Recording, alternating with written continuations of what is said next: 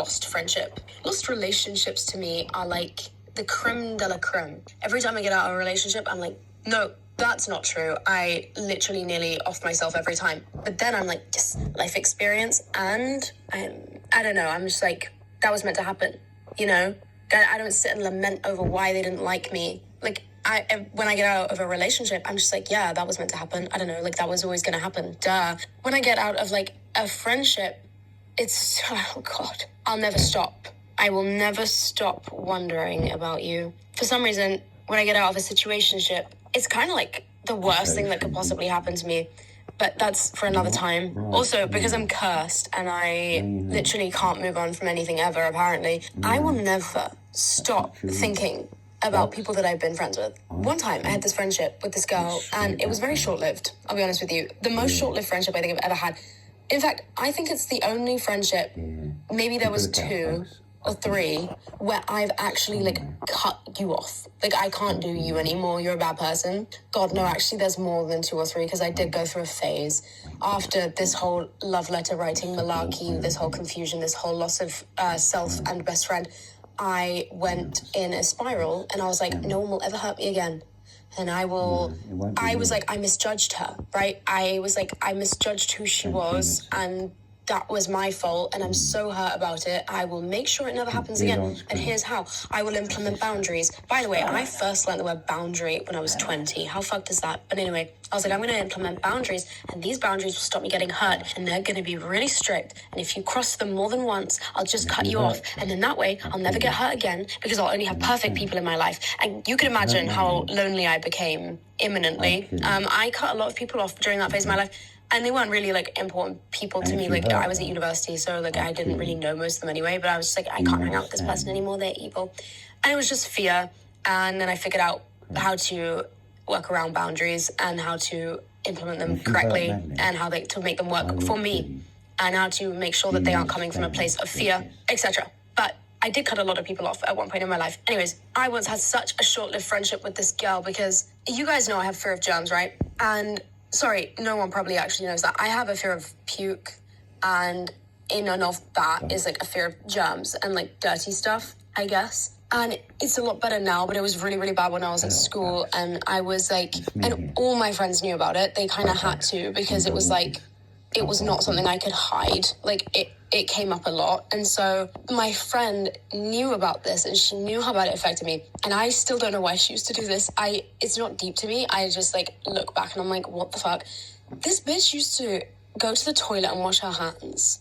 And then she would come out and she would flick me with, like, the water. Like, she would never dry them. Gross. And I'd be like, stop doing that. Like, I'm scared of that water, because even though you just washed your hands, it's not your hands aren't fucking completely bacteria free, and now you've just flicked poo water on me, in my opinion, because I have OCD. Like, what are you fucking thinking? And it would really stress me out. Wasn't very good for speaking up for myself at the time, though.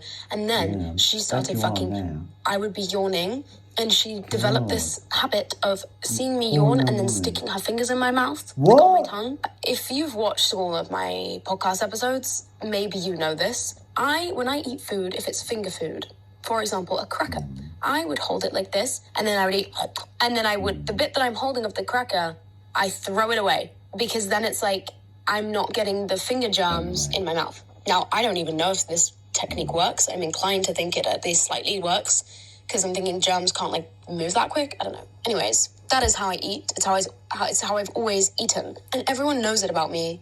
And everyone, I don't know, like, all my friends just know this about me. It's, like, not exactly a subtle thing to do, because I would always get what we call finger bits of everything I ate. And it's always a perk for my friends, because they always get some of my food, because there's always going to be finger bits. And most of my friends think it's an endearing quality. Anyways, she obviously saw it as an opportunity to try and make me go fucking crazy. And she would stick her fingers in my mouth. And a couple times I asked, like, could you please stop doing that? You know that this, like, actually genuinely Madeline, could make me, you know, lock myself in my room for a week straight, because I'm so scared that you've just given me an illness, an incurable disease through your fingers. Madeline, and I'm so convinced that you've given me an incurable disease that I might have to now drive myself to the hospital. Like, this isn't funny, by me. Okay, serious issue. And she found it fucking hilarious. And I was like, what the fuck is wrong with you? Genuinely, what is Madeline, wrong with you? you don't one need time she friends did it, and I was that already do having that an anxious to you. day, and she did it to me, Simple and I as. like, just on the spot had a panic attack and started And crying. it's I usually never sayonara, cry when I have panic attacks. ex-friend But of Madeline. when it's in front of other people, my You response did is to that. cry. I don't know why. It's always my response is if I'm in public and I'm overwhelmed, the emotion to come out of me is tears. But when I'm alone, That's I never a cry. dirty Really and weird. horrible Anyway, thing to I remember do. sitting outside, sobbing my eyes You're out, not a friend and of being like, Madeline's. I can't believe, like, I'm so You're her anxious. I think I'm enemy literally gonna have to be from like now housebound on, again for bitch. like a full week because it was so terrifying to me that her fingers have been in She my may mouth. be Because lonely like there's germs on those. and pretty So I'm gonna lonesome, literally have to go but home she and like stay don't inside need for a week. someone like you. Mind you, she saw this go. She saw this happen. Like the process, the panic attack, everything, and she was like, anyway. And then I cut her off. Good. And I cited that as a reason Sayonara, for like, why we couldn't be friends anymore. And baby. then, Sayonara. actually, I don't think we Hey, ever spoke Madeline. again. I think that was just it.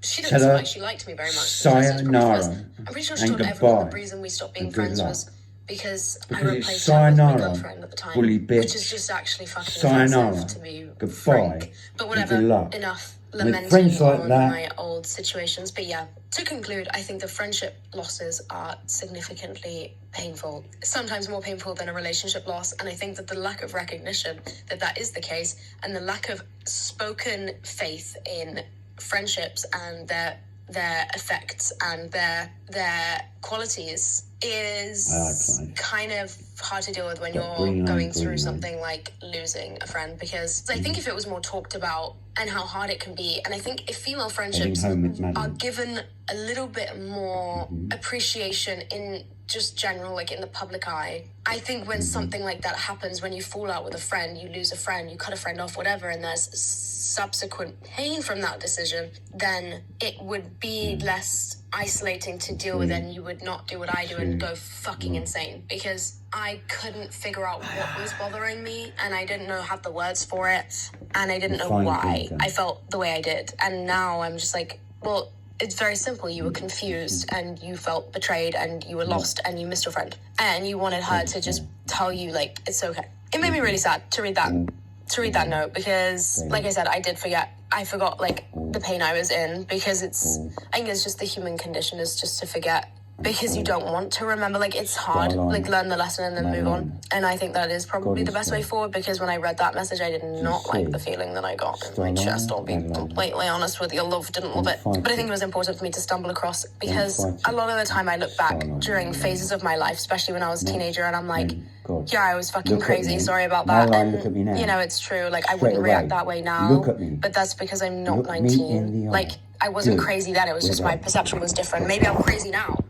You're Maybe I'm apathetic. I don't know. Over and out. Here, I like it much more. It's much more relaxing to be whatever it is Amen, that I am baby. now. But like, I'm so glad that I've Amen. always written